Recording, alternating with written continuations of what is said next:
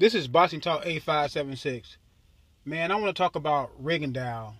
Um, it seems like no one really wants to watch rigondeaux fight, not even the TV networks. I know HBO previously, when he was with Top Rank, they said they was not going to show any more of his fights. Um, he did beat Donaire, which Donaire was on the pound for pound list. I think Donaire was number 4 or 5 on the pound for pound list when Rigo beat him and beat him decisively. I like Donaire. I picked Donaire to win the fight at the time. I knew Rigo was technically good. I knew he had 1 or 2 gold medals, but I didn't really know how good he really was. But he beat and decisively beat Donaire. After I think he broke his his orbital bone or whatever, but HBO really liked Donaire at the time, and it seems like they was upset about Rigo beating Donaire because Donaire was supposed to win that fight. But even Bob Arum came out and said he was not a draw. He couldn't sell him.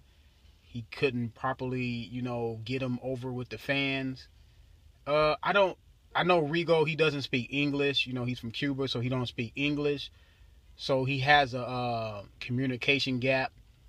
But Bob Arum, he could have did more with Donaire. I believe he could have did more than what, he was doing. With Rigo. He could have did more with Rigo, more than what he was doing. But nevertheless, Rigo left him, and now Rigo is with Rock Nation. He was on the undercard of Canelo Cotto, and a lot of people, I seen his performance. I really didn't have a big problem with it because he did take the fight on 2-week notice. They were saying he took the fight on 2-week notice, so but he fights the way he always fights.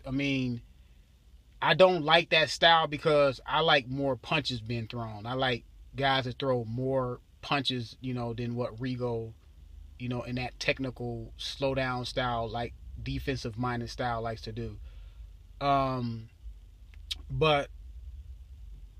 on the telecast between Max Kellerman and them, they was kind of dogging him a little bit, saying he can do more if he fighting a caliber opponent like that.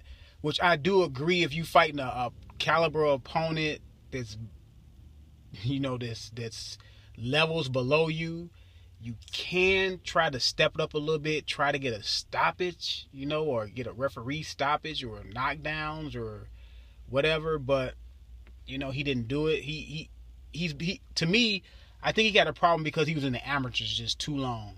He didn't turn pro until I think he was like 30, 31.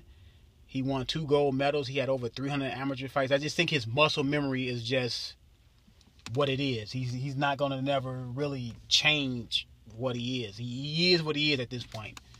You're just not going to change him. He's going to fight like this. You just got to find compelling storyline and get guys in there who you think are vastly talented and it can push him to, a certain limit and make him come out of his comfort zone.